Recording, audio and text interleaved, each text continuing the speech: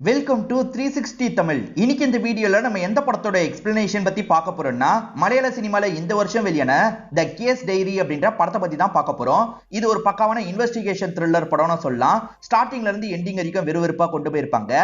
இந்த படத்துல நீங்க எதிர்பார்க்காத நிறைய ட்விஸ்ட் அண்ட் டர்ன்ஸும் வச்சிருப்பாங்க. முதல்ல இந்த படத்தோட பிளாட்டை பத்தி சொல்றேன்.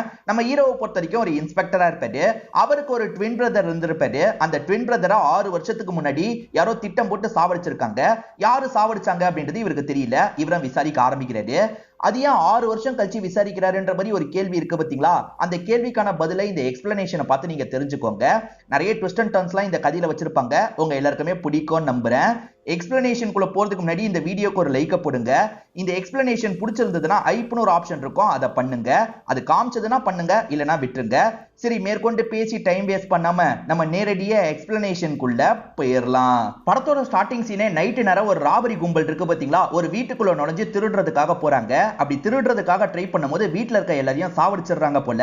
இங்கதான் இந்த கேஸ் டைரின்ற மாதிரி படத்தோட டைட்டில போடுறாங்க. கேரளால இருக்க போலீஸுங்கெல்லாம் பேசிட்டு இருக்காங்க. அந்த திருடின கும்பலை சேர்ந்தவங்க இப்ப தமிழ்நாட்டுல தான் இருக்காங்கன்றது தெரிய வருது. அதனால நம்ம டீம்ல இருக்க ஒரு எஃபிஷியன்டான ஆபீசரை அனுப்பி வச்சிருக்கேன் சார், அவர் சீக்கிரமா குற்றவாளிகளை பிடிச்சிருவாரு அப்படின்ற மாதிரிலாம் ஒருத்தர் பேசிட்டு இருக்காரு. அப்படியே கட் பண்ணி நம்ம ஹீரோவோட என்ட்ரியை காட்டுறாங்க. நம்ம ஹீரோவோட பேரு சாம் அப்படின்றது. இவர் சிஐயா இருப்பாரு. இப்ப அவங்கள பிடிக்கிறதுக்காக டீமோட வந்திருக்காரு. இவங்கள பத்தி தெரியுமான்ற மாதிரி இவங்க போட்டோவை காமிச்சு விசாரணை பண்ணிட்டு இருக்காங்க.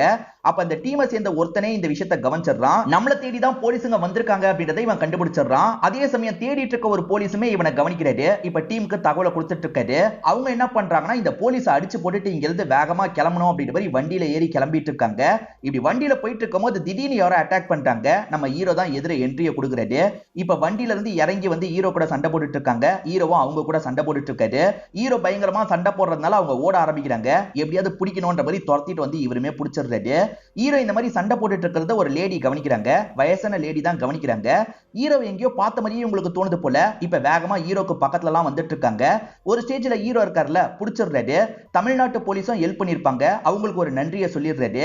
அதே சமயம் இவரோட ஸ்டேஷனுக்கு கால் பண்ணி இந்த விஷயத்தை இன்ஃபார்ம் பண்றாரு. நல்லது அப்படின்ற மாதிரி இவரோட சீனியரும் சொல்றாரு. இப்ப அந்த லேடி இருக்காங்கல்ல, அஜுன்ற மாதிரி இவரை கூப்பிடுறாங்க.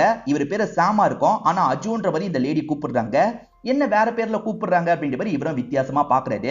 இப்ப சாமோட அப்பாவை நமக்கு காட்டுறாங்க. ஆக்சுவலா இவர் ஒரு போலீஸ் ஆபீசரா இருந்திருப்பாரு. அதனால தான் பையனையோ போலீஸ் ஆபீசரா மாத்திருக்காரு. இப்ப அப்பாக்கு கால் பண்ண சாம் இருக்கார்ல, அப்பா நான் ஒரு லேடியை மீட் பண்ணேன், என்ன பத்தி முழுசா எனக்கு இப்பதான் தெரிய வந்தது அப்படின்ற மாதிரிலாம் சில விஷயங்களை சொல்ல ஆரம்பிக்கிறாரு. ஆக்சுவலா அந்த லேடி இருக்காங்கல்ல, என்னோட பையனும் அச்சசலா ஒன்ன மாதிரியே தான் இருப்பான்ப்பா, உன்ன ஒரு ஆசிரமத்துல இருந்து தானே தத்தெடுத்தாங்க, நானும் அஜுவ ஆசிரமத்துல இருந்து தான் தத்தெடுத்தேன்ற மாதிரி சொல்லிட்டாங்க. ஆக்சுவலா சாமு அஜுன்ற மாதிரி 2 பேர் ஒரே மாதிரி இருப்பாங்க. சின்ன பசங்களா இருக்கும்போது இந்த லேடி ஒரு பையனை தத்தெடுத்திருப்பாங்க. ஈனோட பையனான சாம வந்து ஹீரோவோட அப்பா தத்தெடுத்திருப்பாரு. ஆக மொத்தத்துல 2 பேருமே சின்ன வயசுலயே பிரிஞ்சிருக்காங்கன்னு தெரிய வருது. ஹீரோவும் சில விஷயங்களை சொல்றாரு. அது என்னன்னா, நான் சின்ன பையனா இருக்கும்போது என்ன மாதிரியே இருக்க ஒருத்தன் கூட விளையாண்ட மாதிரி எனக்கு ஞாபகம் இருந்தது. இப்பதான் என்னன்றது எனக்கு புரியுது. சரி, அஜு எப்படி இருக்கான்ற மாதிரி கேட்கிறாரு. எப்படி பார்த்தாலும் தம்பி மாதிரி இல்ல, அதனால எப்படி இருக்கான்ற மாதிரி கேட்கிறாரு. அஜு இறந்து போயிட்டான்பா, 6 வருஷத்துக்கு முன்னாடி இறந்து போயிட்டான்ற மாதிரி இவங்க சொல்றாங்க. அதுல நிறைய குழப்பம் இருக்குன்ற மாதிரியும் சொல்றாங்க. அஜுவை பொறுத்த வரைக்கும் கண்ணன் ஒரு பெஸ்ட் ஃப்ரெண்ட் இருப்பாரு. அந்த கண்ணனை பொறுத்த வரைக்கும் ஷாலினின்ற மாதிரி ஒரு காதலி இருப்பாங்க. ஒரு கேங்கு கூட இந்த அஜுக்கு பிரச்சனை ஏற்பட்டிருக்கும். அந்த கேங்கை சேர்ந்தவங்க கத்தியால குத்திடுவாங்க. கண்ணன் தான் காப்பாத்தலாம் அப்படின்ற மாதிரி ஆம்புலன்ஸ்ல கொண்டு போயிருப்பாரு. அப்ப ஆம்புலன்ஸ் ஆக்சிடென்ட் ஆயிருக்கும். அதுல அஜு இறந்து போயிருப்பாரு. அதே மாதிரி அந்த கண்ணன் அப்பத்துல இருந்து மிஸ் ஆகுறாரு. என்னாச்சு ஏதாச்சுன்னு தெரியல, நீ ஏதாவது பண்ண முடிஞ்சா பண்ணுப்பா அப்படின்ற மாதிரிலாம் கேக்குறாங்க. கவலைப்படாதீங்கம்மா, நான் ஏதாவது பண்றேன் அப்படின்ற மாதிரி இவருமே இந்த அம்மா கிட்ட சொல்றாரு. இவங்களை சமாதானம் பத்திட்டு இருக்காரு. இப்ப பிரசன்ட்ல அப்பா கிட்ட இதெல்லாம் ஷேர் பண்ணிட்டு இருக்காரு. எப்படி பார்த்தாலும் அவன் எனக்கு தம்பி முறப்பா, எப்படியாவது அவன் சாவுல இருக்க மர்மத்தை நான் தான் சால்வ் பண்ணலான்னு இருக்கேன், ஓகே தானேன்னு கேக்குறாரு. கண்டிப்பா பண்ணுன்ற மாதிரி அப்பாவும் ஏத்துக்கிறாரு. அந்த ஸ்டேஷனுக்கு போனா தானே விசாரிக்க முடியும், அதனால அந்த ஸ்டேஷனுக்கு வாலண்டரியா டிரான்ஸ்பரை வாங்கிடுறாரு. இப்ப அந்த ஸ்டேஷன்ல நடக்கிற விஷயத்தை நமக்கு காட்டுறாங்க. இப்ப ஆட்டோ டிரைவர்ஸ்லாம் சேர்ந்த மாதிரி ஒரு 3 பேரை லாக் பண்ணி கூட்டு வராங்க. இந்த 3 பேர் இருக்காங்கல்ல, ஒரு அம்மா பொண்ணு நின்னுட்டு இருக்கும்போது பொண்ணு கிட்ட எல்லை மீறி நடக்கிறதுக்கு ட்ரை பண்ணிருக்காங்க. அதனால ஆட்டோக்காரங்களாம் சேர்ந்த மாதிரி தான் இந்த 3 பேரை லாக் பண்ணிருக்காங்க. இந்த 3 பேரையும் இந்த எஸ்ஐயும் லாக் பண்றாரு. பட்ட பகல்லே இப்படி பண்றீங்களான்ற மாதிரி எஸ்ஐ அந்த 3 பேர் அடிக்கிறாரு. நாங்க யாருன்னு தெரியாம மேல கைய வைக்கிற அப்படின்ற மாதிரி அவனுங்க 3 பேர் தெனாவட்டா பேசுறாங்க. அப்பதான் நம்ம ஹீரோ இந்த இடத்துல என்ட்ரியை கொடுக்குறாரு. ஹீரோ இன்ஸ்பெக்டர்னு தெரியாம எஸ்ஐயும் கொஞ்சம் தள்ளி போய் உட்காருன்ற மாதிரி சொல்லிடுறாரு. இன்ஸ்பெக்டரும் ட்ரெஸ்ஸை மாத்திட்டு வரலான்னு உள்ள போயிடுறாரு. இந்த எஸ்ஐ 3 பேரை லாக் பண்ணார்ல, அதே மாதிரி ஆட்டோ டிரைவர்ஸையும் விசாரணை பண்ணோம், வெயிட் பண்ணுங்கன்ற மாதிரிலாம் சொல்லிட்டாரு. சார், வேலையை விட்டுட்டு வந்திருக்கோம் சார், போலீஸ்க்கு ஹெல்ப் பண்ணலான்னு பார்த்தா எங்களுக்கு நீங்க வேலை தரீங்களே சார், எங்களை விடுங்கன்ற மாதிரிலாம் ஆட்டோ டிரைவர்ஸ்லாம் கேட்டுட்டு இருக்காங்க. அதெல்லாம் விட முடியாது, இருக்கணும் கொடுக்கணும்ன்ற மாதிரி இவர் பேசிட்டு இருக்காரு. அப்பன்னு பார்த்து நம்ம ஹீரோ இன்ஸ்பெக்டர் ட்ரெஸ்ல என்ட்ரியை கொடுக்குறாரு. அவங்கள டிஸ்டர்ப் பண்ண வேணாம், அவங்கள அனுப்பி விடு அப்படின்ற மாதிரி சொல்றாரு. எஸ்ஐயும் சரின்ற மாதிரி அவங்கள போக சொல்லிடுறாரு. சாரி சார், இன்ஸ்பெக்டர்னு தெரியாம பேசிட்டேன்னு சொல்றாரு. ஒன்னும் பிரச்சனை இல்ல, இவங்க 3 பேரை முதல்ல ஹாஸ்பிட்டலுக்கு கூட்டு போனோம்னு சொல்றாரு. அந்த 3 பேருக்கு கொஞ்சம் காயம் ஏற்பட்டிருக்கும், அதனால தான் ஹாஸ்பிட்டலுக்கு கூட்டு வந்திருக்காங்க. இந்த இடத்துல டாக்டரா மீரான்னு ஒருத்தங்க இருக்காங்க, ட்ரீட்மெண்ட் கொடுக்கறதுக்காக வந்திருக்காங்க. இவங்க விலங்கு போட்டு வச்சிருக்காங்கல்ல, முதல்ல விலங்க கழட்டுங்க அப்படின்ற மாதிரி சொல்லிட்டாங்க. இல்ல மேடம், ரொம்ப வயலண்டான ஆளுங்க, நீங்க இப்படியே ட்ரீட்மெண்ட் கொடுங்கன்னு சொல்லிட்டாரு. அதெல்லாம் முடியாது, என் பேஷண்ட் கிட்ட நான் அக்கறையா தான் இருப்பேன், நீங்க விலங்கெல்லாம் கலட்டினா தான் ட்ரீட்மெண்ட் ஆரம்பிப்பேன்னு சொல்றாங்க. வேற வழி இல்லாம இவங்க விலங்க கழட்டிடுறாங்க. அவங்க வெளியே போக சொன்னதுனால வெளியும் போயிடுறாங்க. எப்படியாவது தப்பிக்கணும்னு அவனுங்க 3 பேர் பிளான போட்டுட்டு இருக்காங்க. இப்ப டாக்டர் லேடி மட்டும் தானே இருக்காங்க, கூட ஒரு நர்ஸ் இருப்பாங்க. அட்டாக் பண்ணிட்டு தப்பிக்கலான்ற மாதிரி இவனுங்க அட்டாக் பண்ண ஆரம்பிக்கிறாங்க. இப்ப பயத்துல இந்த டாக்டர் லேடி கத்தலாம் ஆரம்பிக்கிறாங்க. இந்த சவுண்ட் கேட்டு ஹீரோவும் எஸ்ஐயும் சேர்ந்த மாதிரி வேகமா இந்த இடத்துக்கு வந்துடுறாங்க. ஆனா இவங்க கண்ணை காட்டுறதுக்குள்ள அவனுங்க இருக்காங்கல்ல, ஒரு கண்ணாடி கிளாஸ் வச்சு கழுத்தை அறுத்துருவோன்ற மாதிரி மிரட்டிட்டு இருக்காங்க. இவரும் என்ன பண்றதுன்னு யோசிக்கிறாரு. ஒரு ஸ்டேஜ்ல அவனுங்க அசந்த நேரம் அவனுங்களை அட்டாக் பண்ணி புடிச்சிடுறாரு. இதுக்காக தான் சொன்னேன், நீங்க கேட்கல அப்படின்ற மாதிரி அந்த டாக்டர் லேடி கிட்ட சொல்லிட்டு கிளம்புறாரு. இப்ப நைட்டு நேரம் அந்த டாக்டர் லேடி நடந்த விஷயத்தையே யோசிச்சுட்டு இருக்காங்க. இப்ப ஹீரோ நம்பருக்கு கால் பண்றாங்க. சார், நீங்க சொன்னதை நான் முன்னாடியே கேட்டிருக்கணும், சாரின்ற மாதிரிலாம் சொல்றாங்க. பரவாயில்ல இருக்கட்டும் அப்படின்ற மாதிரி அவர் சொல்றாரு. ஆனா இந்த டாக்டர் லேடிக்கு லைட்டா ஹீரோவை பிடிக்க ஆரம்பிச்சிருச்சு போல. நீங்க சிங்கிளான்ற மாதிரி கேக்குறாங்க. சிங்கிள்லாம் கிடையாது, நான் மேரிட் அப்படின்ற மாதிரி சொல்றாரு. பொய் சொல்லாதீங்க, ஏற்கனவே எஸ்ஐ சார் கிட்ட விசாரிச்சுட்டேன், நீங்க சிங்கிள்னு எனக்கு தெரிஞ்சிருச்சு. எஸ்ஐ சார் தான் உங்க நம்பர் கூட தந்தாரு அப்படின்ற மாதிரிலாம் சொல்லிட்டு இருக்காங்க. அவங்களுக்கு பிடிக்க ஆரம்பிச்சிருச்சு போல, அதனால தான் ஃப்ளர்ட் பண்ற மாதிரிலாம் பேசிட்டு இருக்காங்க. இவருக்குமே போக போக இவங்களை பிடிக்க ஆரம்பிச்சிருது. இவங்க 2 பேருமே அடிக்கடி போன்ல எல்லாம் பேசிட்டு இருக்காங்கன்றதை நமக்கு காட்டுறாங்க. அப்படி காட்டும் போது இந்த இடத்துல ஒரு சாங் வருது. மேற்கொண்டு இவங்க 2 பேருமே வெளியே மீட் பண்றாங்க, பழகலாம் ஆரம்பிக்கிறாங்க. இவங்க 2 பேர் பழகிட்டு இருக்கிறத ஒரு சாங் மாதிரி நமக்கு காட்டுறாங்க. நம்ம ஹீரோவை பொறுத்த வரைக்கும் தம்பியோட கேஸை சால்வ் பண்றதுக்காக தானே வந்தாரு. இப்ப தம்பியோட ஃப்ரெண்ட்ஸை பத்தி எல்லாம் தெரிஞ்சுக்க ஆரம்பிக்கிறாரு. அதே மாதிரி தம்பி இருக்கார்ல, இந்த ஊர்ல இருக்க சிவான்னு ஒருத்தங்கிட்ட பிரச்சனை பண்ணிருக்காரு அப்படின்றது தெரிய வருது. அந்த சிவா நார்மல் ஆள் இல்ல, பெரிய ரவுடியா இருப்பான். அந்த சிவாக்கு எதிராக நிறைய கேஸ் எல்லாம் ஃபைல் ஆயிருக்கும்ல, அதெல்லாம் இவரும் பார்த்து தெரிஞ்சுக்கிறாரு. அந்த சிவாவை பொறுத்த வரைக்கும் நிறைய இல்லீகல் வேலை எல்லாம் பாக்குறாரு. அதுக்கு குறுக்க யார் வந்தாலும் சரி அவங்கள கொலை பண்ணுவாரு. இவரை பொறுத்த வரைக்கும் மோரிஸ் அப்படின்ற வேற ஒருத்தனுக்காக தான் வேலை பாக்குறாரு. அந்த மோரிஸை பொறுத்த வரைக்கும் கோவால பெரிய பிசினஸ் மேனா இருக்காரு. அங்க இருந்துகிட்டே சிவாவை ஆபரேட் பண்றாரு அப்படின்றது தெரிய வருது. அதனால தான் சிவா தைரியமா எல்லா விஷயத்தையும் பண்ணிட்டு இருக்கான். இது எல்லாத்தையுமே ஹீரோ படிச்சு தெரிஞ்சுக்கிறாரு. அஜுக்கு கண்ணன் ஒரு ஃப்ரெண்ட் இருந்தாரு. அந்த கண்ணனுக்கு ஒரு கேர்ள் ஃப்ரெண்ட் இருந்தாங்கல்ல, அந்த கேர்ள் ஃப்ரெண்ட் பேரு ஷாலினி அப்படின்றது. ஏற்கனவே அம்மா இதை பத்தி சொல்லியிருப்பாங்க. அந்த ஷாலினி கிட்ட விசாரிக்கலாம்னு யோசிக்கிறாரு. அவங்க ஒரு கன்ஸ்ட்ரக்ஷன் நடக்கிற இடத்துல வேலை பாக்குறாங்க போல. இவர் கார் வந்து அந்த இடத்துல நிக்குது. இந்த இடத்துல எல்லாம் காரை நிறுத்தக்கூடாதுன்னு பேசிக்கிட்டே பக்கத்துல வராங்க. ஆனா இவர் ஃபேஸை பார்த்து ஷாக் ஆயிடுறாங்க. அஜு நீயான்ற மாதிரிலாம் கேக்குறாங்க. அஜு இறந்து போனதுனால வந்தது அஜு இல்லைன்றது இவங்களுக்கு தெரிஞ்சிருது. நான் அஜுவோட பிரதர் அப்படின்ற மாதிரி இவருமே சொல்லிட்டாரு. அஜு இறந்து போனதை பத்தி உங்களுக்கு என்ன தெரியும்? கண்ணனும் அஜுவும் ஃப்ரெண்ட்ஸா பழகிட்டு இருந்தாங்கல்ல, அதை பத்திலாம் உங்களுக்கு என்ன தெரியும்? எதையும் மறைக்காம என்கிட்ட சொல்லுங்கன்ற மாதிரிலாம் கேட்கிறாரு. சரி சார், எனக்கு தெரிஞ்ச எல்லா விஷயத்தையும் சொல்லிடுறேன்ற மாதிரி இவங்களும் சொல்ல ஆரம்பிக்கிறாங்க. ஒரு பகுதியில ஹோலி செலிப்ரேஷன் நடந்துட்டு இருக்கு. அப்ப அஜுவும் கண்ணனும் சேர்ந்த மாதிரி பைக்ல வந்துட்டு இருக்காங்க.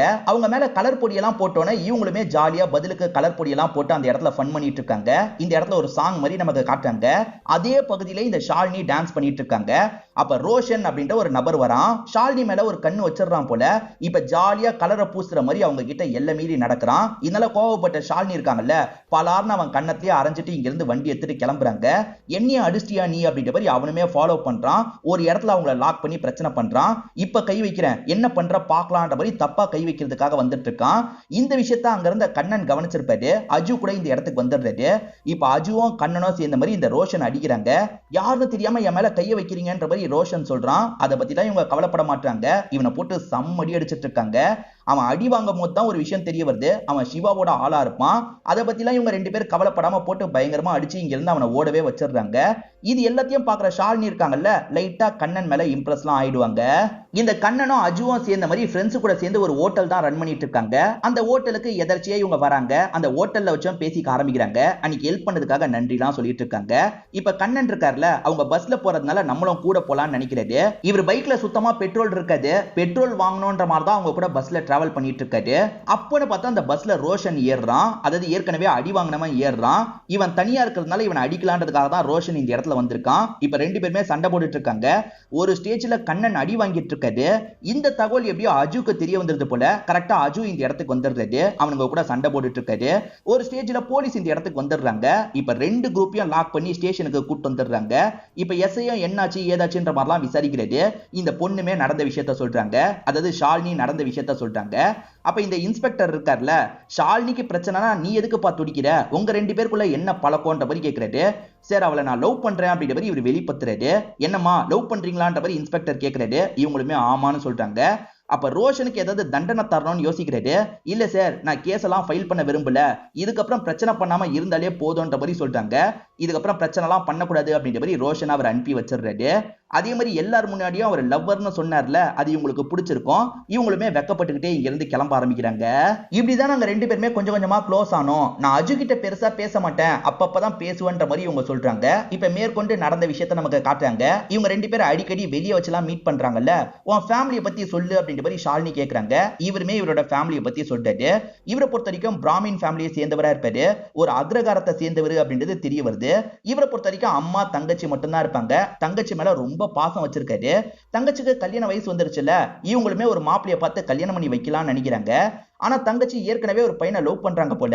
அண்ணா 6 மாசமா அவரை லவ் பண்ணிட்டு இருக்கேன், நான் அவரை தான் கல்யாணம் பண்ணிக்கணும்னு ஆசைப்படுறேன், அம்மா கிட்ட பேசுனேன் அப்படின்ற மாதிரிலாம் கேக்குறாங்க. சரி நான் பேசுறேன் அப்படின்ற மாதிரி இவருமே ஏத்துக்கிறாரு.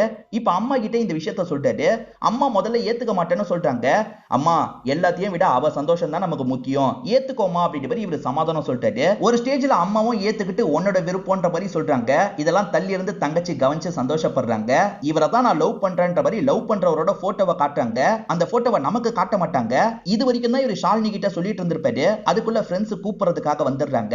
நான் இன்னொரு நாள் சொல்றேன் அப்படின்ற மாதிரி இவருமே ஃப்ரெண்ட்ஸுங்க கூட கிளம்பி போயிடுறாரு. ஷாலினியை பொறுத்த வரைக்கும் கண்ணனை பயங்கரமா லவ் பண்ணிட்டு இருக்காங்கல்ல, அதனால கண்ணன் ஒருத்தரை லவ் பண்றேன்ற மாதிரி வீட்டுல எல்லாம் பேசிடுவாங்க.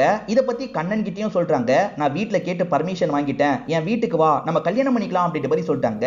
இல்ல இப்ப என்னால கல்யாணம் பண்ண முடியாதுன்னு சொல்லிட்டாரு. அப்ப என்ன லவ் பண்ணி ஏமாத்த பாக்குறியான்னு கேக்குறாங்க. சேச்சா அப்படிலாம் கிடையாது, உன்னை எனக்கு ரொம்ப பிடிக்கும், ஆனா நான் பண்றதுக்கு ஒரு வேலை பாக்கி இருக்கு, அந்த வேலையை முடிச்சதுக்கு அப்புறம் தான் கல்யாணத்தை பத்தி எல்லாம் என்னால யோசிக்க முடியும், தயவு செஞ்சு எனக்காக நீ வெயிட் பண்ணு அப்படின்ற மாதிரிலாம் கேக்குறாரு. நான் உனக்காக எத்தனை வருஷம்னால வெயிட் பண்ணுவேன் அப்படின்ற மாதிரி இவங்களும் சொல்றாங்க.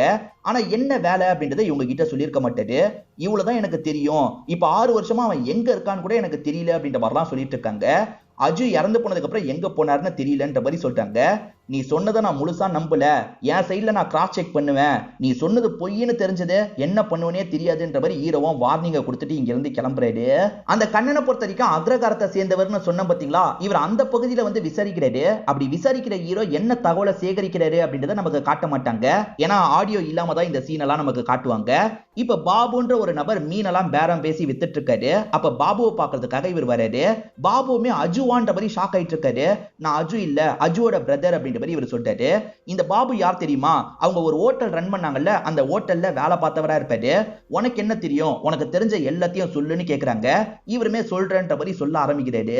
இந்த பாபு வேலைக்கார மாதிரி ட்ரீட் பண்ணாம ஃப்ரெண்ட் மாதிரி ட்ரீட் பண்ணுவாங்க. அதனால பாபு ரொம்ப விசுவாசமா அந்த இடத்துல வேலை எல்லாம் பார்த்துட்டு இருந்திருப்பாரு. அப்ப அஜுக்கு ஒரு வேலை வந்திருக்கும், அவருமே வெளியூருக்கு கிளம்பிடுறாரு. இவங்க எல்லாம் மட்டும் தான் கடையில இருக்காங்க. இவங்க எல்லாம் மட்டும் கடையில இருக்கும் போது நைட்டு நேரம் ஒருத்தர் இருக்கான் பாத்தீங்களா, யாருக்கோ பயந்து ஓடி வந்துட்டு இருக்கான். இப்ப கண்ணனுமே என்னாச்சு ஏதாச்சுன்ற மாதிரிலாம் அவங்க கிட்ட கேட்டுட்டு இருக்காரு. அப்ப சிவாவும் கேங்கோ இந்த இடத்துக்கு வராங்க. சிவா கிட்ட இருந்து தப்பிச்சுதான் வந்திருக்கான் போல. சிவா கொல்றதுக்காக வந்துட்டு இருக்காரு. கண்ணன் தடுக்கிறதுக்காக ட்ரை பண்ணும்போது கையில அடிபட்டது. கண்ணன் எல்லாம் கண்டுக்காம சிவா இருக்காரு பாத்தீங்களா, கடையில வச்சே கொலை பண்ணிடுறாரு. இவன் பாடியை கிளியர் பண்ணுங்கடா அப்படின்ற மாதிரி ஆளுங்க கிட்ட சொல்லிட்டாரு. இதை பாக்குற கண்ணனுமே என்ன இப்படி பண்ணிட்டு போறான்ற மாதிரிலாம் யோசிக்கிறாரு. ஒரு ஸ்டேஜ்ல இந்த தகவல்லாம் ஹீரோக்கு தெரிய வருது. நம்ம ஹீரோ கடையில திருட்டெல்லாம் நடக்க கூடாதுன்றதுக்காக ஒரு ஸ்பை கேமரா செட் பண்ணிருப்பாரு. அந்த கேமரால அந்த கொலைலாம் ரெக்கார்ட் ஆயிருக்கும். நம்ம போட்டு பார்க்கலான்னு போட்டு பாக்குறாரு, அந்த கொலைலாம் ரெக்கார்ட் ஆயிருக்கு. இதை வச்சு நம்ம போலீஸ் கிட்ட கம்ப்ளைண்ட் மாதிரி பண்ணலான்ற மாதிரி சொல்லிட்டாரு. இவங்க கம்ப்ளைண்ட் பண்ண மறுநாள் இவங்களோட கடையை ஆளுங்க வந்து எரிச்சிடுறாங்க. இவங்க கம்ப்ளைண்ட் பண்ணாங்கன்னு தெரிஞ்சுதான் கடையை எரிக்கிறாங்க. இதுக்கு காரணம் அந்த சிவா தான் அப்படின்ற மாதிரி எல்லாருமே சிவாவோட வீட்டுக்கு கிளம்பி போயிருப்பாங்க. அதுல இருந்து ஒரு வாரத்துல ஒரு ஃபெஸ்டிவல் நடந்தது சார். அந்த ஃபெஸ்டிவல்ல சிவாவோட ஆளுங்கெல்லாம் வந்து அஜுவை கத்தியால குத்திட்டாங்க. காப்பாத்துறதுக்காக கண்ணன் தூக்கிட்டு போனா, அதுக்கப்புறம் என்ன ஆச்சுன்றது எனக்கு தெரியாதுன்ற மாதிரிலாம் சொல்லிட்டு இருக்காரு. அதே சமயம் நான் அஜு கூட சேர்ந்து போட்டோ எடுக்கல சார், உங்க கூட ஒரு போட்டோ மட்டும் எடுத்துக்கிறேன்ற மாதிரி இந்த பாபுவும் ஒரு போட்டோ எடுத்துக்கிறாரு. அஜுவோட கேங்ல அசோக்னு ஒருத்தர் இருப்பாரு, அவரையும் கண்டுபிடிச்சு விசாரிக்கணும்னு ஹீரோவும் யோசிக்கிறாரு. இப்ப எஸ்ஐ மட்டும் ஜீப்ல வந்துட்டு இருக்கும் போது 2 பேர் எஸ்ஐயோட ஜீப்பை மடக்குறாங்க. இவங்க 2 பேர் யாருன்னா, ஒருத்தன் ரோஷன், அதாவது பிளாஷ்பேக்ல ரோஷன் ஒருத்தன் வந்தான்ல அவன், இன்னொருத்தர் பேரு மகேஷ் அப்படின்றது. இவங்க எதுக்காக எஸ்ஐய பிளாக் பண்ணிருக்காங்கன்னா, ஒரு 3 பேரை இவர் லாக் பண்ணி வச்சிருக்காருல, அந்த 3 பேரை ஒழுங்கா விட்டுன்றதுக்காக தான் பிளாக் பண்றாங்க. ஆனா எஸ்ஐ இன்ஸ்பெக்டர் கிட்ட எதுனாலும் பேசிக்கோங்க, அங்க இருந்து கிளம்பிடுறாரு. இப்ப அடுத்த ஃப்ரெண்ட் அசோக்க பத்தியே உங்களுக்கு தகவல் தெரிஞ்சிருது. அந்த அசோக்க போய் பார்க்கணும்னு ஹீரோ யோசிக்கிறாரு. நானும் வரேன்ற மாதிரி அப்பவும் இவர் கூட டிராவல் பண்ண ஆரம்பிக்கிறாரு. அப்ப பைக் ரேசர்ஸ் மாதிரி நிறைய பேர் வந்து பிரச்சனை பண்ணிட்டு இருக்காங்க. என்ன வேணும்னு கேட்கறதுக்காக இவரும் வண்டியை விட்டு இறங்குறாரு. இப்ப நீ விசாரிக்கிற கேஸை நிறுத்திடுன்ற மாதிரி மிரட்டுறாங்க. நிறுத்த முடியாது, என்னடா செய்வீங்க அப்படின்ற மாதிரி ஹீரோ இருக்கார்ல, அவங்க கூட சண்டை போட ஆரம்பிக்கிறாரு. அவங்க மொத்தமா ஒரு 10 பேர் வந்திருப்பாங்க. இவர் 10 பேரையும் அடிச்சு போட்டுறாரு. யார் அனுப்புனான்ற மாதிரி கேட்கிறாரு. ஆனா அவங்க எல்லாருமே தப்பிச்சு இங்க இருந்து ஓடிடுறாங்க. இந்த கேஸை நான் விசாரிக்க கூடாதுன்னு யாரோ நினைக்கிறாங்க அப்படின்ற மாதிரி அப்பா கிட்ட சொல்லிட்டாரு. இப்ப அசோக்க பாக்குறதுக்காக வந்துடுறாரு. அசோக்கோட அப்பாக்கு சொந்தமா நிறைய இடம் இருக்கும். அந்த இடத்துல இப்ப விவசாய வேலையை தான் பார்த்துட்டு இருக்காரு அப்படின்றது தெரிய வருது. இப்ப அந்த அசோக்க பார்த்து இவங்களுமே பேச ஆரம்பிக்கிறாங்க. அசோக்னா யாருன்னு பாத்தீங்கன்னா, அஜு கண்ணன் ஃப்ரெண்ட்ஸ் மாதிரி அந்த கேங்ல இவரும் ஒரு ஃப்ரெண்டா இருப்பாரு. கொஞ்ச நேரத்துக்கு முன்னாடி இவங்களை அட்டாக் பண்றதுக்கு ஆளுங்க வந்தாங்கல்ல, அது இந்த அசோக்க செட் பண்ண ஆளுங்களா இருக்குமா? ஏன்னா இவனை விசாரிக்கிறதுக்காக வரும்போது தான் அட்டாக் பண்ண வந்திருக்காங்க அப்படின்ற மாதிரிலாம் யோசிக்கிறாங்க. சூசகமா இவங்க கிட்ட கேட்டு பாக்குறாங்க. சார் நாளா அனுப்பலன்ற மாதிரி அசோக்கும் சொல்றாரு. சரி என்ன நடந்தது சொல்லுன்ற மாதிரி கேக்குறாங்க. இப்ப இந்த அசோக்கோ நடந்த விஷயத்த சொல்ல ஆரம்பிக்கிறாரு. அது என்னன்னு பாத்தீங்கன்னா, அஜு அந்த வீடியோ எடுத்து வச்சிருந்தாரு பாத்தீங்களா, அத போலீஸ் கிட்ட தரலான்ற மாதிரி எல்லாருமே சேர்ந்து முடிவு எடுத்திருப்பாங்க. இன்ஸ்பெக்டர் கிட்ட போய் அந்த வீடியோவை தந்திருப்பாங்க. இந்த வீடியோ போதும், இதை வச்சு சம்பந்தப்பட்டவங்கள நான் லாக் பண்றேன், அந்த சிவாவையும் லாக் பண்றேன், நீங்க தைரியமா கிளம்புங்கன்ற மாதிரி சொல்லியிருப்பாரு. சரின்ற மாதிரி இவங்களுமே கிளம்பி இருப்பாங்க. அந்த இன்ஸ்பெக்டர் தான் சிவா கிட்ட போட்டு குத்துட்டாரு போல. அதனால சிவா என்ன பண்றாருன்னா, இவங்க இடத்தை எரிச்சு விட்டுறாரு. கண்டிப்பா சிவா தான் இதை பண்ணிருப்பான்ற மாதிரி எல்லாருமே டென்ஷன் ஆகுறாங்க. சிவாவை பார்த்து பேசுறதுக்காக சிவாவோட வீட்டுக்கு வந்துடுறாங்க. வரும்போது செம்ம கோவமா தான் அஜு வந்துட்டு இருக்காரு. சிவா கிட்டயும் கோவமா தான் பேசுறாரு. அப்படி பேசிட்டு இருக்கும் போது லைட்டா இவரோட பேச்சு மாற ஆரம்பிக்குது. சிவா என்ன சொல்றாருன்னா, என்னை எதிர்த்தா உங்களுக்கு தான் பிரச்சனை, என்கிட்ட காசை வாங்கிட்டு இந்த விஷயத்தை இப்படியே விட்டுருங்கன்ற மாதிரி சொல்லிட்டாரு. ஒரு ஸ்டேஜ்ல கோவமா பேசிட்டு இருந்த அஜு இருக்கார்ல, சரி காசை தாங்க பிரச்சனையை முடிச்சுக்கலாம்னு சொல்லிட்டாரு. என்ன டக்குன்னு அஜு இப்படி மாறிட்டான் அப்படின்ற மாதிரி கண்ணனுக்கு தோணுது. ஏன்டா இப்படி பண்றான்லாம் கேக்குறாரு. ஆனா அஜு இருக்கார்ல, காசை வாங்கிட்டு அங்க இருந்து கிளம்புறாரு. எதுக்காகடா இப்படி பண்ண அப்படின்ற மாதிரி கண்ணன் கோவப்பட்டு இருக்காரு. அப்ப அஜுவும் ஒரு விஷயத்த சொல்லிட்டாரு. இவனை மாதிரி ஆளுங்களெல்லாம் இப்படிதான் டீல் பண்ணும், நான் பண்ண மாட்டேன்னு சொல்லிட்டேன், ஆனா இதுக்கப்புறம் தான் நம்ம ஒரு பெரிய விஷயத்த பண்ண போறோம், போலீஸ் கிட்ட போக கூடாது, சோசியல் மீடியால இந்த வீடியோவை போட்டு விட்டுறணும் அப்படின்ற மாதிரி சொல்லிட்டாரு. இப்ப சோசியல் மீடியால இந்த வீடியோவை போட்டு விட்டுறாரு. சிவான்னு ஒருத்தன் தைரியமா இந்த மாதிரி கொலை பண்ணிருக்கான், ஒரு ஹோட்டல் வாசல்ல தான் கொலை பண்ணிருக்கான்ற மாதிரி சோசியல் மீடியால நிறைய பேர் பேசுறாங்க. அதுக்கப்புறம் நியூஸ் சேனல் எடுத்து பேச ஆரம்பிக்கிறாங்க. போலீஸ்லாம் என்னதான் பண்ணிட்டு இருக்காங்கன்ற மாதிரிலாம் கேட்க ஆரம்பிக்கிறாங்க. இது எல்லாத்தையும் சிவாவும் கவனிக்கிறாரு. நம்ம கிட்ட பண்ண மாட்டேன்னு சொல்லி பண்ணிருக்கானே அப்படின்ற மாதிரிலாம் கோவப்பட்டு இருக்காரு. இப்ப பிரஷர் அதிகமா வரதுனால போலீஸுங்க அரெஸ்ட் பண்றாங்க. உன்னை கவனிச்சுக்கிறேன்ற மாதிரி பார்த்துக்கிட்டே சிவா இங்க இருந்து கிளம்புறாரு. சிவாவோட ஆளா தான் அந்த ரோஷன், அதை தாண்டி அந்த மகேஷ் இருப்பாங்க. சிவா போயிட்டு இருக்க வழியிலேயே கேஸை உடைச்சிடுறாங்க. சிவாவை அங்க இருந்து வெளியே எடுத்துடுறாங்க. அன்னைக்கு நைட்டு தான் இந்த ஊர்ல திருவிழாவா இருக்கும். அஜுவும் ஃப்ரெண்ட்ஸும் சேர்ந்த மாதிரி ஜாலியா இந்த இடத்துல ஃபன்லாம் பண்ணிட்டு இருக்காங்க. அப்பன்னு பார்த்து சிவா இருக்காரு பாத்தீங்களா, ஆளுங்களோட இந்த இடத்துக்கு வந்துடுறாரு. இவனை விடக்கூடாது அப்படின்ற மாதிரி அஜுவோட கதையை முடிக்கிறதுக்காக தான் வந்திருக்காரு. இப்ப அஜு டீம்ல இருக்கவங்களும் இவர் கூட சண்டை போடுறாங்க. ஈக்குவலா சண்டை போயிட்டு இருக்கு. அப்போ ஒருத்தன் என்ன பண்றானா, அஜுவோட வயித்துல கத்தியை வச்சு குத்திடுறான். இதை பாக்குற கண்ணன் ஷாக் ஆயிடுறாரு. கத்தியை வச்சு குத்தனவன அடிச்சு போட்டுறாரு. அதே மாதிரி அவரோட வயித்துல ஒரு துணியை வச்சு கட்டிடுறாரு. பக்கத்துலயே ஆம்புலன்ஸ் இருக்கும். ஆம்புலன்ஸ்ல கூட்டு போலான்னு கூட்டு போறாரு. போற வழியில ஆம்புலன்ஸ் ஆக்சிடென்ட் ஆயிருக்கும். அஜு இறந்து போயிருப்பாரு. அப்பத்துல இருந்து கண்ணன் மிஸ் ஆகுறாரு. இது எல்லாத்தையும் கேட்டு முடிச்ச ஹீரோ இருக்கார்ல, சரி இப்ப கண்ணன் எங்க இருக்கான்னு ஏதாவது ஐடியா இருக்கான்னு கேக்குறாரு. சரி என் ஃப்ரெண்டு கோவால வச்சு பார்த்ததா சொன்னா, கோவால இருக்க வாய்ப்பு இருக்குன்னு சொல்றாரு. அப்படியே கட் பண்ணி மகேஷ் ரோஷன் 2 பேரை காட்டுறாங்க. அதாவது மாட்டிருக்க 3 பேரை ரிலீஸ் பண்ணுங்கன்னு கேட்டுதான் ஸ்டேஷனுக்கு வந்திருக்காங்க. ஹீரோ கிட்டயும் கேக்குறாங்க. ஹீரோ அதெல்லாம் விட முடியாதுன்னு சொல்லிட்டாரு. நாங்க யாருன்னு தெரியாம மோதிட்டு இருக்க, நாங்க சிவாவோட ஆளுங்கன்ற மாதிரிலாம் பேசிட்டு இருக்காங்க. யாரா இருந்தாலும் எனக்கு கவலை கிடையாது, ஒழுங்கு மரியாதையே இங்க இருந்து கிளம்புங்க, இல்லனா உங்க மேலேயும் கேஸ் போட்டு ஸ்டேஷன்ல வச்சே உங்க கதையை முடிச்சிருவேன் அப்படின்ற மாதிரிலாம் மிரட்டிட்டு இருக்காரு. இவனுங்க 2 பேருமே ஒரு ஸ்டேஜ்ல பயந்துடுறாங்க. அமைதியா கிளம்பிடுறாங்க.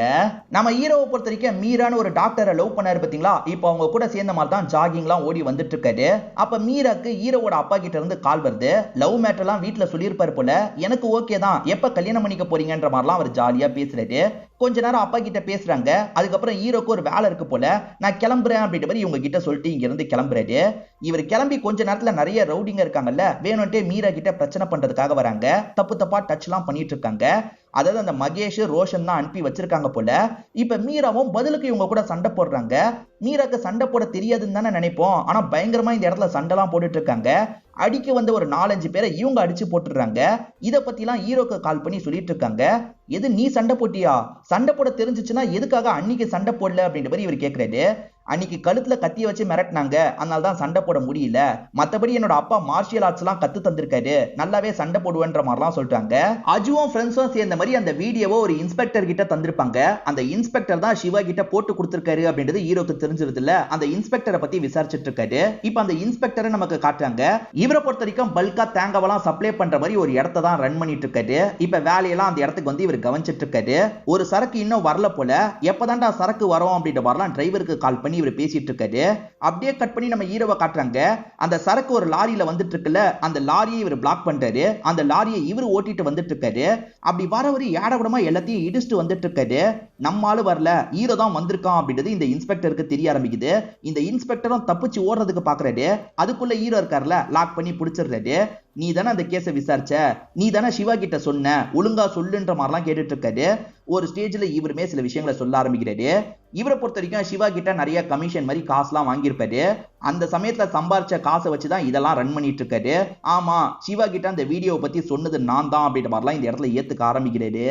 ஏற்கனவே ரோஷனை ஸ்டேஷனுக்கு கூட்டு வரும்போது கம்ப்ளைண்ட் தர விரும்பலன்னு அந்த பொண்ணு சொன்னாங்கல்ல, அவங்களே கம்ப்ளைண்ட் தரணும்னு சொல்லியிருந்தாலும் இவர் ரோஷனை விட தான் செஞ்சிருப்பாரு. இப்பதான் அது தெரியுது. அதே மாதிரி அஜுவும் கண்ணனும் சேர்ந்த மாதிரி வீடியோவை தராங்க, நான் பாத்துக்கிறேன் அப்படின்ற மாதிரி இவரும் வீடியோவை வாங்கியிருப்பாரு. அவனுங்க உனக்கு எதிராக வீடியோ எவிடன்ஸ் எல்லாம் வச்சிருக்காங்க, கொஞ்சம் கவனிச்சுக்கோப்பா அப்படின்ற மாதிரி இவர் தான் சிவா கிட்ட சொல்லியிருப்பாரு. இப்ப பிரசன்ட்ல இவர் பேசிட்டு இருக்கும் போது இவருக்கு போன் கால் வருது. யார்கிட்ட இருந்து கால் வருதுன்றது உங்களுக்கு தெரியல, டவுட் வராத மாதிரி பேசு அப்படின்ற மாதிரி ஹீரோ மிரட்டுறாரு. இவருமே சரின்ற மாதிரிலாம் ஏத்துக்கிறாரு. இப்ப அட்டென்ட் பண்ணவர் நார்மலா பேசிட்டு இருக்காரு.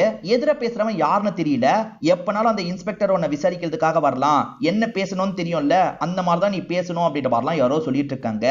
பேசினது யாருன்றதை தெரிஞ்சுக்கணும்ன்ற மாதிரி ஹீரோ யோசிக்கிறாரு. இப்ப ஹீரோவும் ட்ராக் பண்ணி நம்ம போலான்ற மாதிரி இங்க இருந்து கிளம்பிடுறாரு. ஹீரோவும் அசிஸ்டன்ட்டும் கிளம்பிட்டாங்கல்ல, உடனே இந்த நபர் என்ன பண்றாருன்னா கொஞ்ச நேரத்துக்கு முன்னாடி கால் பண்ணவருக்கு கால் பண்றாரு. எல்லாம் ஹீரோக்கு தெரிஞ்சிருச்சு, நீங்க கொஞ்சம் கேர்ஃபுல்லா இருந்துக்கோங்க அப்படின்ற மாதிரிலாம் எட்டுக்கு கால் பண்ணி சொல்லிடுறாரு. அப்படியே கட் பண்ணி கோவால கண்ணனை நமக்கு காட்டுறாங்க. 6 வருஷமா மிஸ் ஆன கண்ணனு கோவால தான் இருக்காரு போல. இப்ப கோவால இவர் போட்டிங்லாம் பண்ணிக்கிட்டே கரைக்கு வந்து இறங்குறாரு. இவர் கரையில நடந்துட்டு இருக்கும் போது ஹீரோவை பார்த்து ஷாக் ஆயிடுறாரு. ஹீரோ பார்க்க அஜு மாதிரியே இருக்காருல்ல, அதனால தான் ஷாக் ஆகுறாரு. அதுக்கப்புறம் நீ யாருன்ற மாதிரி கேட்கறாரு. ஹீரோவும் இவரை பத்தி சில விஷயங்களை சொல்லிடுறாரு. அதே மாதிரி அவன் ஊர்ல விசாரிச்சு உன்னை பத்தியும் நான் தெரிஞ்சுக்கிட்டேன்னு சொல்லிட்டாரு. இப்பதான் இவர் ஊர்ல என்ன விசாரிச்சாருன்றது நமக்கு தெரிய வருது. ஆக்சுவலா தங்கச்சிக்கு விருப்பப்பட்ட பையனையே கல்யாணம் பண்ணி வைக்கலான்னு இவர் நினைச்சாரு பாத்தீங்களா, அதுக்குள்ள தங்கச்சி தீ விபத்து மாதிரி ஏற்பட்டு இறந்து போயிருப்பாங்க. அது சாதாரணமா ஏற்பட்ட தீ விபத்து இல்ல, வேணும்ட்டே யாரோ குடிசையில போட்டு எரிச்சிருக்காங்க. எரிக்கிறதுக்கு முன்னாடி எல்லை மீறி நடந்திருக்காங்கன்றது இவருக்கு தெரிய வருது. என்ன லவ் பண்றவர் சீக்கிரமா வீட்டுக்கு வந்து பேசுவார்னா அப்படின்ற மாதிரி அவங்க சொல்லியிருப்பாங்க. அதுக்குள்ளதான் தங்கச்சி இந்த மாதிரி இறந்து போயிருப்பாங்க. சோ அவன் லவ் பண்ற மாதிரி நடிச்சிருக்கான், தங்கச்சி கிட்ட எல்லை மீறி நடந்து தங்கச்சி கதையை முடிச்சிருக்கான்ற மாதிரி இவர் யோசிச்சிருப்பாரு. தங்கச்சி போட்டோவை காமிச்சாங்கல்ல, போட்டோல இருக்கவனை எப்படியாவது பழி வாங்கணும்ன்ற மாதிரி யோசிச்சிருப்பாரு. தங்கச்சி காமிச்ச போட்டோல அஜு தான் இருந்திருப்பாரு. சோ அஜுவை பழி வாங்குறதுக்காக இவர் வேணும்ட்டே அஜுக்கு ஃப்ரெண்ட் ஆயிருப்பாரு. இவரும் அஜுவும் ரொம்ப க்ளோஸ்ன்ற மாதிரி நமக்கு காமிச்சாங்கல்ல, ஆனா இவர் வேணும்ட்டே தான் க்ளோஸ் ஆயிருப்பாரு. அஜுவோட பெஸ்ட் ஃப்ரெண்ட்ன்ற மாதிரி எல்லாரையும் நம்ப வச்சிருப்பாரு. இதெல்லாம் கேட்டுட்டு இருக்க ஹீரோ இருக்காருல்ல, உன் தங்கச்சியை ரேப் பண்ணிருக்கான்னு நினைச்சனா அவனை பார்த்த இடத்துலயே சாவடிச்சிருக்கலாம்ல, எதுக்காக காத்துட்டு இருந்த அப்படின்ற மாதிரி கேக்குறாரு. நான் அப்படி சாவடிச்சனா ஜெயிலுக்கு போயிடுவேன், என் அம்மாவை யாரு பாத்துப்பா, அதனால தான் வேற மாதிரி பிளான் பண்ணி சாவடிக்கணும்னு நினைச்சேன். இந்த நேரத்துல தான் சிவாக்கும் இவங்களுக்கும் பிரச்சனை ஏற்பட்டிருக்கும். சிவாவும் திருவிழாவில் வச்சு கதையை முடிக்கலான்ற மாதிரி ஆளுங்களோட வந்திருப்பாரு. ஆக்சுவலா சிவாவோட ஆளுங்க அடிதான் வாங்கிட்டு இருந்திருப்பாங்க. ஒருத்தன் கத்தியை வச்சு குத்துறதுக்காக வந்திருப்பான், அவன் கூட குத்தாம அஜு ஏற்கனவே தடுத்திருப்பாரு. அப்படி தடுத்த கத்தியை புடுங்கி இந்த கண்ணன் தான் குத்திருப்பாரு. அதாவது அன்னைக்கு நைட்டு அஜுவை குத்துனது கண்ணனா தான் இருப்பாரு. ஆனா லாங்ல இருந்து பாக்குறவங்களுக்கு அந்த அடியால் குத்துன மாதிரி தான் தெரியும். இவர் எல்லாரும் முன்னாடியே ஹெல்ப் பண்ற மாதிரிலாம் நடிக்கிறாரு, அதாவது துணி எடுத்து கட்டுற மாதிரிலாம் நடிக்கிறாரு. இப்ப இங்க இருந்து காப்பாத்த கூட்டு போற மாதிரி ஆம்புலன்ஸ்ல போட்டு கூட்டு போயிட்டு இருக்காரு. ஆனா கத்தியை குத்துனதே அஜுன்றது அஜுக்கு தெரியும்ல. அஜுவும் போயிட்டு இருக்கும் போது இவரை பார்த்து பேச ஆரம்பிக்கிறாரு. எதுக்காக நான் கத்தியை வச்சு குத்துனன்னு கேக்குறாரு. எதுக்காகன்றது உனக்கு தெரியாது, என் தங்கச்சியை ஏமாத்தி சாவடிச்சது நீ தானே, பழி வாங்கிறதுக்காக தான் வந்தேன்னு சொல்லிட்டாரு. உன் தங்கச்சியா யாருன்ற மாதிரிலாம் அஜு கேட்கிறாரு. இப்பதான் அஜுக்கு எல்லாமே மறந்து போயிருக்கு அப்படின்றது இவருக்கு தெரிய வருது. என்னடா நடிக்கிறியா, என் தங்கச்சி உனக்கு தெரியாது, பொய் சொல்லாது அப்படின்ற மாதிரிலாம் அவரை போட்டு அடிச்சிட்டு இருக்காரு. இப்பதான் சில விஷயங்களை அஜுவும் ரிவீல் பண்ண ஆரம்பிக்கிறாரு. அது என்னன்னு பாத்தீங்கன்னா, அஜுவும் தங்கச்சியும் லவ் பண்ணது உண்மையா தான் இருக்கும். ரெண்டு பேருமே ஜாலியா பேசிட்டுலாம் இருக்காங்க. சீக்கிரமா என்னோட வீட்டுல வந்து பேசுங்க, அண்ணன் கிட்ட நான் பர்மிஷன் வாங்கிட்டேன்னு சொல்றாங்க. இவரும் ஏத்துக்கிறாரு. இப்படி வந்துட்டு இருக்கும் போது மழை பெய்யறதுனால இவங்களுமே வண்டியை ஓரம் கட்டி நிறுத்துறாங்க. அந்த வழியா மகேஷ் ரோஷன் வராங்க. ரோஷனும் மகேஷும் இந்த பொண்ணு கிட்ட எல்லை மீறி நடக்கணும்னு யோசிக்கிறாங்க. அதனால என்ன பண்றாங்கன்னா, பின்னாடி இருந்து ராடால இவரோட மண்டிலேயே அடிச்சிடுறாங்க. இவர் கொஞ்சம் கொஞ்சமா மயக்கமாயிட்டு இருக்காரு. அதே சமயம் இவருக்கு ஒரு கெமிக்கல் மாதிரி தந்துடுறாங்க. அதனால தான் இவருக்கு மறதி ப்ராப்ளம் ஏற்பட்டிருக்கும். ஒன்னு இவங்க அடிச்சதுனால, அதே மாதிரி ஒரு கெமிக்கல் தந்ததுனால இவருக்கு நிறைய விஷயங்கள் மறந்திருக்கும். சோ தங்கச்சி கிட்ட எல்லை மீறி நடந்திருப்பாங்க. அதுக்கப்புறம் அந்த இடத்துல இருக்க குடிசையில வச்சு கொளுத்தி விட்டுருப்பாங்க. இவருக்கு ஞாபகம் இருந்திருந்தா கண்ணன் வீட்டுல வந்து இதெல்லாம் சொல்லியிருப்பாரு. பிரச்சனை என்னன்னா, இவருக்கு எல்லாமே மறந்து போயிருக்கும். அதுக்கப்புறம் தான் இந்த கண்ணன் இவர்கிட்ட ஃப்ரெண்ட் மாதிரி பழக ஆரம்பிச்சிருப்பாரு.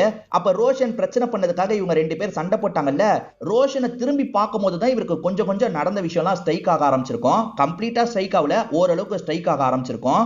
இதை தாண்டி சிவா வீட்டுல பிரச்சனை பண்றதுக்காக எல்லாருமே வந்தாங்கல்ல, அப்ப சிவாவும் மகேஷும் பக்கத்துல இருக்க மாதிரி ஒரு போட்டோவை பார்த்திருப்பாரு. அதை பார்த்தவரு ஷாக் ஆயிருந்தாரு. இவனும் அன்னைக்கு வந்தான்ல, சோ இவங்க ரெண்டு பேர் சேர்ந்து தான் அந்த பொண்ணு ஏதோ பண்ணிருக்காங்க, அந்த பொண்ணு தான் நம்ம லவ்வர் போல அப்படின்ற மாதிரிலாம் இவர் கொஞ்சம் கொஞ்சமா ரீகலெக்ட் பண்ணிட்டு இருந்திருப்பாரு. அவங்கள பழி வாங்கணும்னு நினைச்சிருப்பாரு. அதுக்குள்ள இப்படி பண்ணிட்டியே அப்படின்ற மாதிரி கண்ணனை பார்த்து கேட்கிறாரு. சோ இது மூலியமா அஜு நல்லவன்றது கண்ணனுக்கு தெரிஞ்சிருது. ஹாஸ்பிட்டலுக்கு கொண்டு போய் காப்பாத்திரலான்ற மாதிரி கொண்டு போயிட்டு இருக்காரு. போற வழியில ஒரு லாரி இருக்குல்ல, இவங்க ஆம்புலன்ஸ் ஆக்சிடென்ட் பண்ணிருது. இவர் கண் முழிச்சு பார்க்கும்போது அஜு இறந்து போயிருப்பாரு. நம்ம பண்ண தப்புனால தான் அஜு இறந்து போயிட்டான், இங்க இருக்க யாரையும் நம்மளால ஃபேஸ் பண்ண முடியாதுன்றதுக்காக தான் கோவாக்கு வந்திருப்பாரு. இந்த 6 வருஷ கேப்ல அம்மாவும் இறந்து போயிருப்பாங்க. இதை நினைச்சு ஒவ்வொரு நாளும் நான் ஃபீல் பண்றேன், எனக்கு குற்ற உணர்ச்சியா இருக்குன்ற மாதிரிலாம் சொல்லிட்டு இருக்காரு. இதை கேட்டுட்டு இருக்க ஹீரோ இருக்காருல்ல, ஒன்னால ஒன்னும் அஜு சாவல, அஜுவை சாவடிச்சதே வேற ஆளுங்க அப்படின்ற மாதிரி இவர் சொல்ல ஆரம்பிக்கிறாரு. இப்பதான் நடந்த விஷயத்த நமக்குமே காட்டுறாங்க.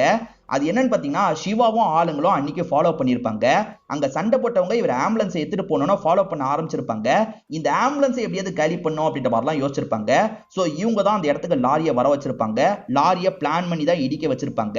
லாரி இடிச்சது பாத்தீங்களா, அதுல கண்ணன் மயக்கமாயிருப்பாரு. அதே சமயம் அஜு உயிருக்கு போராடிட்டு இருக்காரு. அஜுவோட கதையை முடிக்கணும்ன்ற மாதிரி அந்த இடத்துக்கு வந்து இவங்க கதையை முடிச்சிருப்பாங்க. அதுக்கப்புறம் தான் இந்த கண்ணன் கண் முழிச்சு பார்த்து அஜு இறந்து போயிட்டதா நினைச்சு அங்க இருந்து கிளம்பி இருப்பாரு. இதுதான் நடந்தது அப்படின்ற மாதிரிலாம் ஹீரோ சொல்லிட்டாரு. அந்த சமயம் மாரிஸ் இந்த இடத்துக்கு வந்துடுறாரு. அதாவது சிவாக்கு மேல ஒருத்தர் இருக்காருன்னு சொன்ன பாத்தீங்களா, அவர் இந்த இடத்துக்கு வந்துடுறாரு. அந்த இன்ஸ்பெக்டருக்கு யாரோ கால் பண்ண மாதிரி காமிச்சாங்கல்ல, இந்த மோரிஸ் தான் கால் பண்ணிருப்பாரு. சோ இப்ப மோரிஸ்க்கு ஹீரோ ரொம்ப தொல்லையா இருக்காருல்ல, அதனால ஹீரோவோட கதையை முடிக்கிறதுக்காக தான் மொத்த ஆளுங்களை கூட்டிட்டு இந்த இடத்துக்கு வந்திருக்காரு. இங்க இருந்து நீங்க ரெண்டு பேர் உயிரோட போக முடியாதுன்ற மாதிரி மோரிஸ் சொல்றாரு. இப்ப கண்ணனும் ஹீரோவும் சேர்ந்த மாதிரி இந்த இடத்துல சண்டை போட ஆரம்பிக்கிறாங்க. அந்த கேங்க கூட பயங்கரமா சண்டை போடுறாங்க. கேங்க சேர்ந்த எல்லாரையும் அடிச்சு போட்டுறாங்க. அதே மாதிரி மோரிஸ் கதையை ரொம்ப கொடூரமா முடிக்கணும் அப்படின்ற மாதிரி ஹீரோ யோசிக்கிறாரு. அங்க ஒரு வண்டி இருக்கு பாத்தீங்களா, அதுல கயிறை போட்டு இவரை கட்டிடுறாரு. அந்த வண்டியை செம்ம வேகமா ஓட்டுறாரு. மோரிஸ் கஷ்டப்பட்டு இந்த இடத்துல சாவுறாரு. சோ சம்பந்தப்பட்ட எல்லாரோட கதையை இவர் முடிச்சிடுறாரு. அஜுவை ஒருத்தங்க எடுத்து வளர்த்தாங்க பாத்தீங்களா, அவங்களுமே இப்ப கொஞ்சம் நிம்மதி ஆகுறாங்க. அதே மாதிரி இவர் இருக்கார்ல, தம்பிக்கான இறுதி சடங்கு எல்லாத்தையும் செஞ்சு முடிச்சிடுறாரு. இதை தாண்டி கண்ணனே ஷாலினி பிரிஞ்சிருந்தாங்கல்ல, இப்ப கண்ணனோ ஷாலினியோ திரும்பி சேர்ந்துடுறாங்கன்ற மாதிரி நமக்கு காட்டுறாங்க. ஒரு அப்பாவிய தெரியாம சாவடிச்சிட்டோன்ற கில்ட்ல தான் கண்ணன் விலகி இருந்திருப்பாரு. இப்ப திரும்பி ஷாலினியை பார்க்கிறதுக்காக வந்துடுறாரு. இவங்க ரெண்டு பேருமே இந்த இடத்துல சேர்ந்துடுறாங்க. அதே மாதிரி மீராவும் ஹீரோவும் சேர்ந்துடுற மாதிரி நமக்கு காட்டுறாங்க. இதோடயே இந்த படத்தோட கதையை முடிச்சிடுறாங்க. இந்த படத்துல வந்த ட்விஸ்ட் அண்ட் டர்ன்ஸ்லாம் கண்டிப்பா உங்களுக்கு பிடிச்சிருக்கும்னு நம்புறேன். இந்த வீடியோ உங்களுக்கு பிடிச்சிருந்ததுன்னா லைக் பண்ணுங்க, கமெண்ட் பண்ணுங்க, மறக்காம 360 தமிழ் சேனலை சப்ஸ்கிரைப் பண்ணுங்க. தொடர்ச்சியா இந்த மாதிரி வீடியோக்கள் வந்துகிட்டே தான் இருக்கும்.